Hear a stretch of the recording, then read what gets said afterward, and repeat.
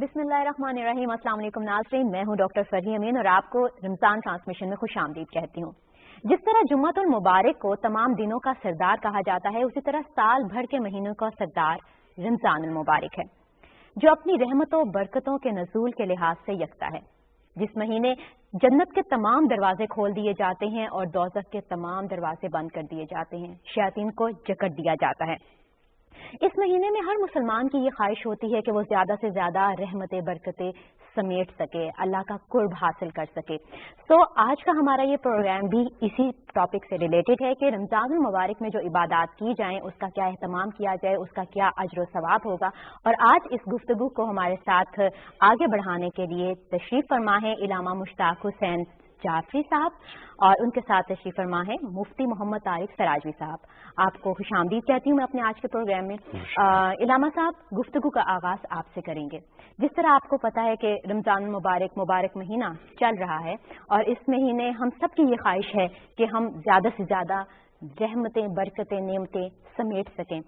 तो इस मुबारक महीने में सबसे ज्यादा ऐसी कौन सी इबादत की जाए जिसका हमें बहुत ज्यादा सवाब मिले और हमारे दर्जात बुलंद हों?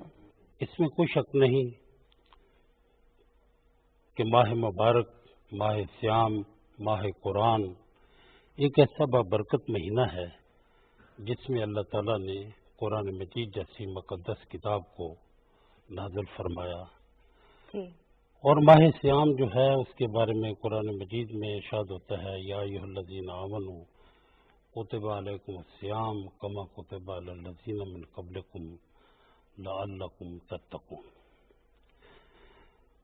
रोजे तुम पर फर्ज किए गए हैं जिस तरह पहले उम्मतों पर फर्ज किए गए थे, ताकि तुम मुत्तकी बन जाओ।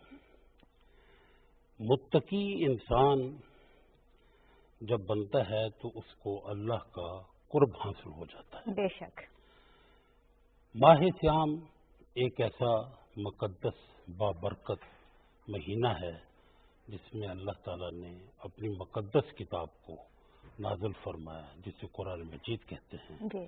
और कुरान मजीद में हुक्म है, वला रत्न वला याबिसिन इल्ला फी किताब मुबीन, कि इसमें हर खुश्क व तर का जिक्र मौजूद है। ज़ालिकल किताब ला रैब फीह, इसमें कोई शक नहीं। हाँ, फिर इरशाद होता है हुदल लिल मुत्तकीन, ये हिदायत है मुत्तकीन के लिए। इंसान नमाज पढ़ता है कि मैं मुत्तकी बन जाऊं, रोज़ा रखता है मैं मुत्तकी बन जाऊं, इबादत करता है मैं मुत्तकी बन जाऊं, तहज्जुद पढ़ता है मैं मुत्तकी बन जाऊं। अल्लाह रब्बुल इज़्ज़त ने अपने करम के दरवाजे इंसानियत के लिए खोल दिए हैं इस रमज़ानुल मुबारक में। और खुदा कतअन नहीं चाहता कि कोई इंसान जहन्नम का ईंधन बने। खुदा का अजीम शाहकार है इंसान, जिसके बारे में इरशाद होता है, लक़द खलक़नल इंसान फ़ी अहसन तक़वीम। अल्लाह का ये अजीम शाहकार है। खुदा ने इसकी बख्शिश के लिए, इसकी रहनुमाई के लिए, इसको जन्नत में पहुंचाने के लिए अल्लाह ने इसको हर मौके पर मौका फराहम किया। बेशक हर मौके पे मौका जहाँ पे फराहम किया है। मुफ्ती साहब, इसी बात को मैं आगे बढ़ाऊंगी कि बाज़ इंसान बीमार होता है, कोई ऐसी प्रॉब्लम होती है जिसकी वजह से हम रोज़ा नहीं रख सकते हैं, तो क्या किसी को अफ्तारी करा देने से भी वही सवाब हमें मिलेगा? रसूल अकरम सल्लल्लाहु अलैहि वसल्लम ने फरमाया कि कुरान मजीद में ये बात मौजूद है, अय्याम मादूदात फमन कान मिनकुम मरीदन औ अला सफरिन फ़इद्दतुम मिन अय्यामिन उखर, कि अगर इंसान पहले तो इन्हीं महीनों में, इसी महीने के दिनों में अपनी इबादत को खुद मुकम्मल करे। अगर कोई तकलीफ उसे पहुंच गई है, बीमार हो गया है, रोज़ा रखना उसके लिए मजबूर ही हो गया है, अब उसके लिए अल्लाह रब्बुल इज़्ज़त ने एक और ऑप्शन रखा है कि वो अगर खुद रोज़ा नहीं रख सकता, इन दिनों में नहीं रख सकता, तो वो माह रमज़ान के अलावा किसी और दिनों में अपनी इस गिनती को पूरा करे। तो क्या वही सवाब मिलेगा जो रमज़ान के महीने में रखने का मिलेगा, क्योंकि उसने जानबूझ के रोज़ा नहीं छोड़ा। रमज़ानुल मुबारक की फजीलत अपनी जगह पर है, लेकिन रोज़े का जो सवाब है वो पूरा का पूरा उसे मिलेगा, क्योंकि उसने जानबूझकर नहीं छोड़ा, बल्कि अल्लाह रब्बुल इज़्ज़त ने तकलीफ पहुंचाई کیونکہ ہر خیر اور شر کا مالک اللہ رب العزت ہے۔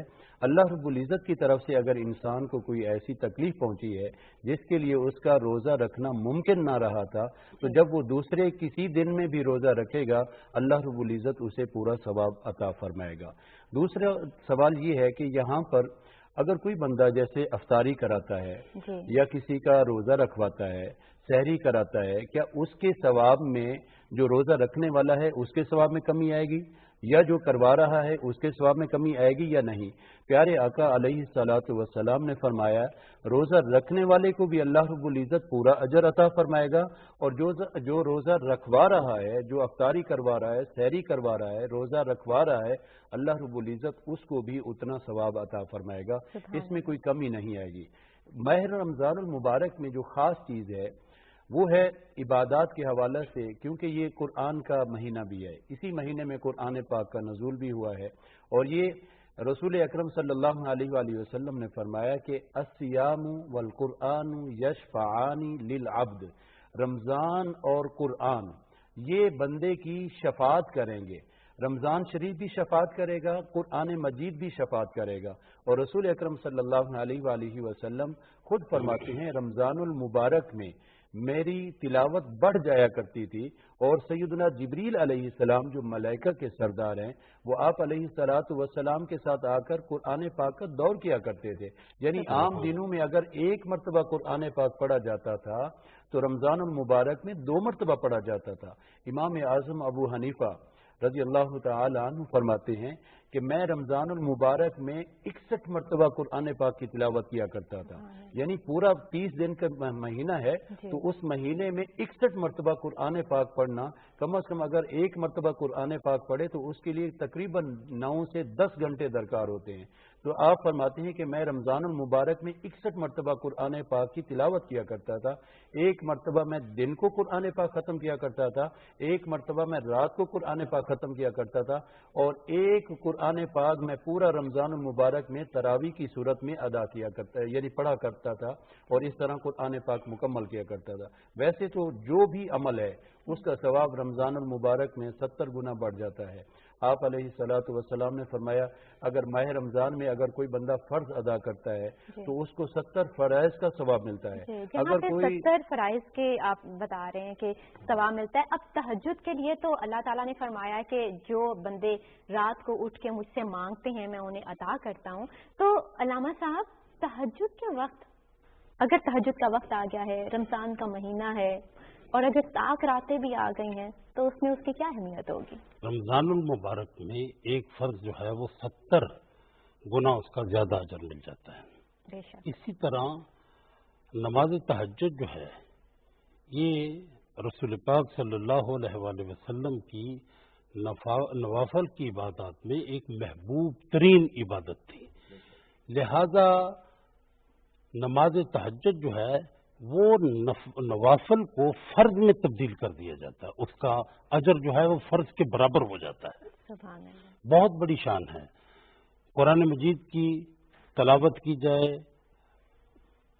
رمضان المبارک کی راتوں میں، قرآن مجید کو پڑھا جائے، نوافل ادا کیے جائیں، فرض ادا کیے جائیں، یہ بہت بڑی عبادت ہے، اور رسول پاک صلی اللہ علیہ وآلہ وسلم اور ائمہ اہل بیت علیہ السلام جو ہیں وہ باقاعدہ دن کو قرآن مجید کی تلاوت کرتے تھے، عبادت کرتے تھے، رات کو نماز تہجد ادا کرتے تھے، رات کو قرآن مجید کی تلاوت کرتے تھے، اور اس میں قرآن مجید کی تلاوت کرنا ایک بہت بڑا اجر اور بہت بڑا ثواب بن جاتا ہے۔ اچھا، لیکن مفتی صاحب یہ بھی میں نے سنا ہے کہ اس مہینے میں جتنا بھی خرچ کیا جائے، لوگ اکثر یہ بات کرتے ہیں کہ جتنا بھی خرچ کیا جائے اس کا حساب کتاب نہیں ہوگا۔ بھائی یہ بات کس حد تک درست ہے؟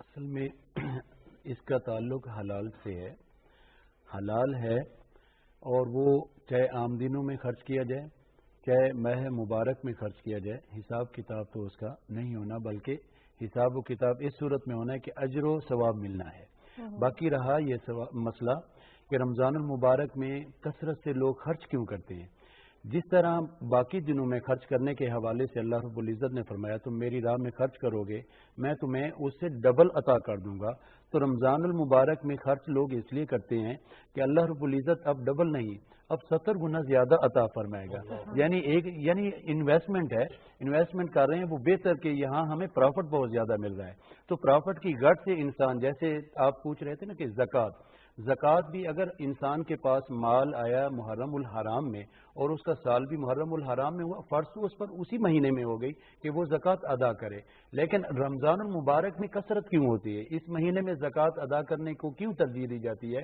اصل میں وہی کہ پروفٹ ہمیں زیادہ ملے گا، اللہ کی بارگاہ سے ہمیں اجر و ثواب زیادہ ملے گا، جس کی وجہ سے انسان رمضان المبارک میں کثرت سے یہ خرچ کرتا ہے۔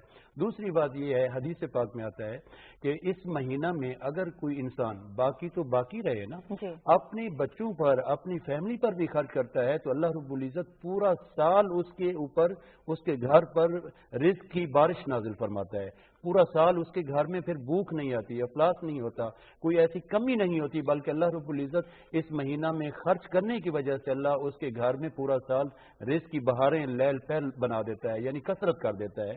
اس وجہ سے بھی لوگ جو ہے نا رمضان المبارک میں ترجیح دیتے ہیں کہ ہم اس مہینہ میں زیادہ سے زیادہ خرچ کریں۔ جی علامہ صاحب، جہاں پہ یہ بات ہوتی ہے زکوٰۃ کی، فرائض کی، عبادات کی، وہاں پہ ایک بہت امپورٹنٹ رات بھی آتی ہے، لیلۃ القدر، جنہیں ہم طاق راتوں میں تلاش کرتے ہیں۔ ہم وہ طاق راتوں میں کس طرح تلاش کریں؟ ہمیں کیسے پتا چلے گا کہ یہ طاق رات ہے؟ کچھ خاص نشانیاں ہیں اس کی؟ اللہ رب العزت نے قرآن مجید میں اس کے لیے باقاعدہ اسپیشل قرآن مجید کی صورت نازل فرمائی ہے۔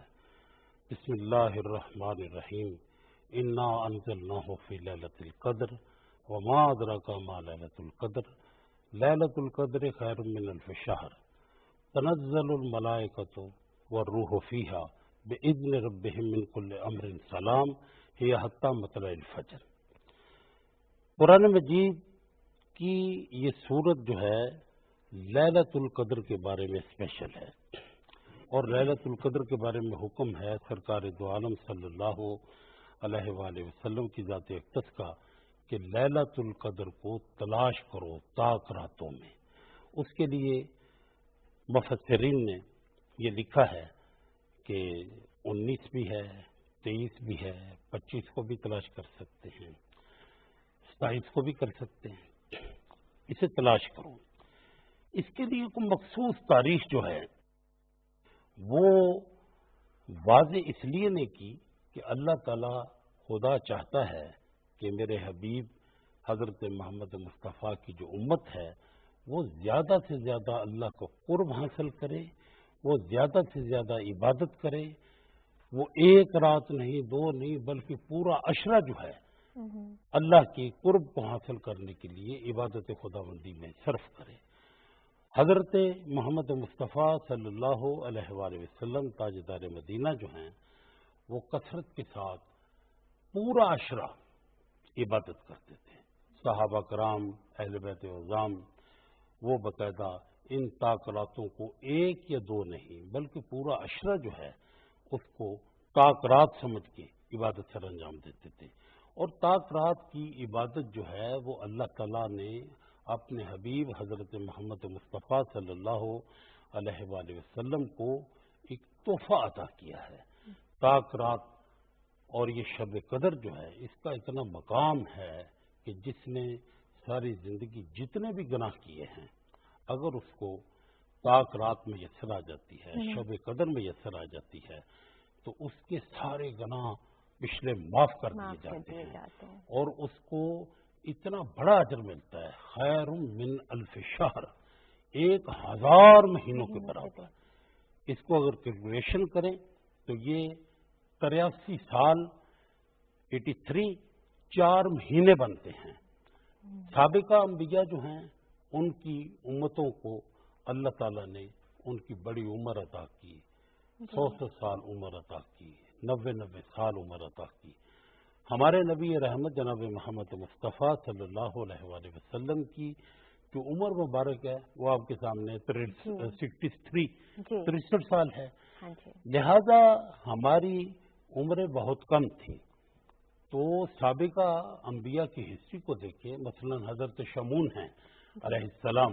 حضرت شمون کی اتنی عمر تھی، آپ رات ساری خدا کی عبادت کرتے تھے، دن میں کام بھی کرتے تھے، جہاد بھی کرتے تھے. تو حضرت شمون کا جب نبی رحمت سرکار دو عالم کی خدمت میں صحابہ کرام نے عرض کیا اور آپ کی زبان سے ان کے بارے میں سنا، تو انہوں نے ایک رشک کا اظہار کیا. کہا کہ کاش کہ ہماری بھی اتنی عمریں لمبی ہوتی، اتنی ہم بھی خدمات انجام دیتے، قرآن مجید کی تلاوت کرتے، اللہ کی راہ میں جہاد کرتے. تو سرکار دو عالم کی خدمت میں حضرت جبریل علیہ السلام جو ہیں وہ حاضر ہوئے اور انہوں نے آ کر جناب رسول خدا کو خدا کی طرف سے سلام پیش کیا اور عرض کیا کہ یا رسول اللہ صلی اللہ علیہ وآلہ وسلم، اللہ تعالیٰ نے آپ کی امت کو شب قدر عطا کی ہے.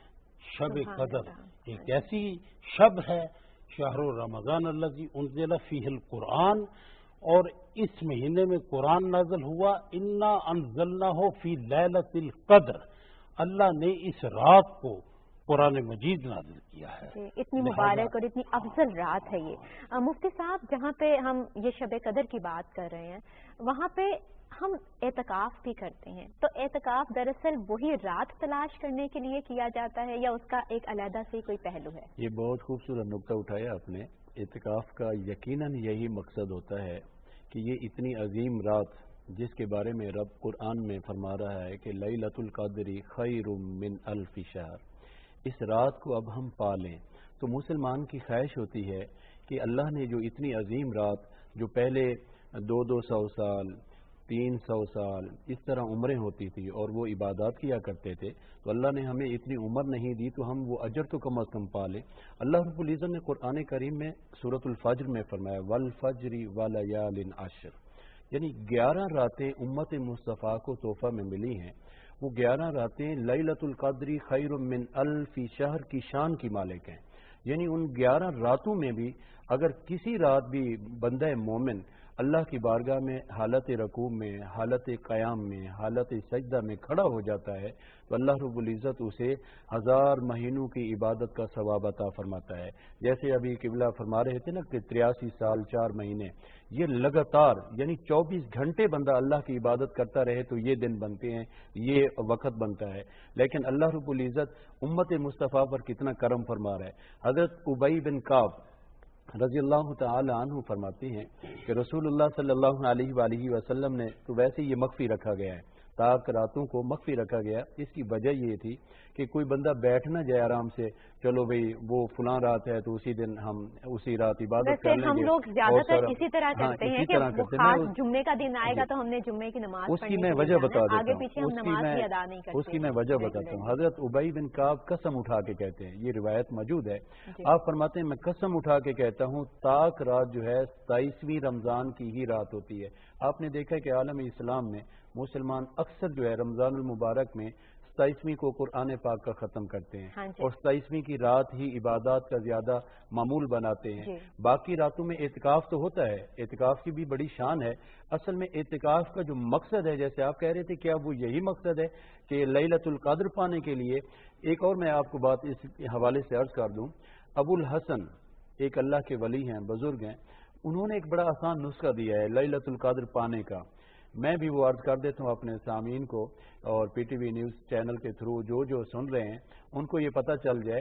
ابو الحسن رحمۃ اللہ علیہ فرماتے ہیں کہ اگر پیر کا پہلا روزہ ہو، پیر کا پہلا روزہ ہو تو 21ویں کی رات جو ہوتی ہے وہ تاک رات بنتی ہے. آپ فرماتے ہیں کہ اگر جمعہ رات کا پہلا روزہ ہو تو 25 کی رات تاک رات بنتی ہے. اگر جمعے اور منگل کا دن کا پہلا روزہ ہو تو 27ویں کی رات ہوتی ہے جو تاک رات بنتی ہے. اگر اتوار اور بدھ کا دن ہو جو پہلا روزہ بنے تو پھر جو تاک رات ہوتی ہے وہ 29 کو آتی ہے. وہ کہتے ہیں کہ میں نے الحمدللہ اپنی ساری زندگی میں تاک راتوں کو پایا ہے اور اس کا یہ تجربہ ہے کہ میں نے یہ بتا دیا ہے کہ امت مصطفیٰ اس سے استفادہ حاصل کرے. اصل میں حقیقت تو یہ ہے کہ اللہ رب العزت جیسے ابھی فرما رہے تھے علامہ صاحب کہ اللہ رب العزت اپنے بندوں پر بڑا مہربان ہے. خصوصی طور پر امت مصطفیٰ پر اللہ نے جو کرم فرمایا ہے، فرمایا آپ علیہ الصلوۃ والسلام نے خود فرمایا امتی امت مرحومت، میری امت ایسی ہے جس پر اللہ نے بے پناہ رحم فرمایا ہے کہ اللہ رب العزت چاہتا ہے کہ میرے محبوب کا کلمہ پڑھنے والا کوئی ایسا نہ ہو جو جہنم میں جائے، بلکہ اللہ چاہتا ہے کہ میں خود چاہتا ہوں میرے مصطفیٰ کا غلام جنت میں جائے. جی، جہاں پہ 27ویں آپ بات کریں 27ویں رمضان بہت اہمیت کی حامل ہے، وہاں پہ 29ویں رمضان کے متعلق بھی بتایا یا چاند رات کے متعلق بتایا ہے. اکثر ایسا ہوتا ہے کہ چاند رات ہمیں چاند نظر آتا ہے، ہم کہتے ہیں اگلے دن عید ہے، ہم سب عبادات وغیرہ کو سائڈ پہ کرتے بازار نکل جاتے ہیں، شاپنگ کرتے ہیں، ادھر ادھر دعوتیں ارینج کرنے میں لگ جاتے ہیں. جس طرح مزدور مزدوری کرتا ہے اور اپنی جب اس کا ٹائم ختم ہوتا ہے تو اجرت لیتا ہے، فرمایا یہ چاند رات تمہاری یہ اجرت کی رات ہے. اس رات اللہ رب العزت جس طرح پورے رمضان المبارک میں ہر رات اللہ رب العزت 60,000 گناہگاروں کی بخشش فرماتا ہے، اسی کو ملٹیپلائی کریں تو چاند رات اللہ رب العزت اتنے لوگوں کو چاند رات میں بخشش فرماتا ہے. اور پھر چاند رات فرمائے یہ تمہاری اجرت کی رات ہے. اس دن تم نے ہمارے ہاں ایسا ہوتا ہے کہ ہم چاند رات کو پھر اپنی شاپنگ میں معاملات میں اس طرح بسر کر دیتے ہیں اور گزار دیتے ہیں خوشی میں، لیکن حقیقت یہ ہے چاند رات شکرانے کی رات ہے کہ ہم نے یا اللہ تو نے حکم دیا تھا کہ اے میرے بندو، اے ایمان والو، تم پورا ماہ رمضان صبح سے لے کر شام تک کھانا پینا ترک کر دینا، لغویات کو ختم کر دینا، باقی جو جتنی بھی چیزیں ہیں فواحش ہیں ان کو ختم کر دینا، میرے حکم کے مطابق تم نے عمل کیا ہے. آج اللہ رب العزت اپنی شان کے مطابق تمہیں اجر عطا فرمائے گا. اللہ رب العزت کیا اجر عطا فرمائے گا؟ اللہ رب العزت تمہاری بخشش فرما دے گا. تو وہ شکرانے کی رات ہوتی ہے جو اللہ کی بارگاہ میں سر بسجود ہونے کی رات ہے. خوش ہونے کی رات تو ہے ہی ہے، لیکن وہ خوشی اس طرح نہ ہو کہ انسان اپنی عبادات کو چھوڑ کر شیطان کے پھر راستے پر چلنا شروع کر دے، بلکہ وہ خوشی اس طرح کہ یا اللہ تو نے ہمیں توفیق بخشی تھی، ہم نے پورا رمضان المبارک عقیدت اور احترام کے ساتھ بسر کیا ہے، اور ہماری اگلی زندگی بھی ایسے ہی گزرے. بالکل. بہت شکریہ مفتی محمد طارق سراجوی صاحب آپ کا اور علامہ مشتاق حسین جعفری صاحب آپ کی تشریف آوری کا. ناظرین، یہاں پہ ہمارے پروگرام کا وقت ختم ہوا جاتا ہے. اس دعا کے ساتھ کہ اللہ تعالی ہمیں رمضان المبارک کی تمام سعادتوں برکتوں رحمتوں سے مستفید ہونے کی توفیق عنایت فرمائیں. مجھے ڈاکٹر فریہ امین کو اجازت دیجیے. اللہ حافظ.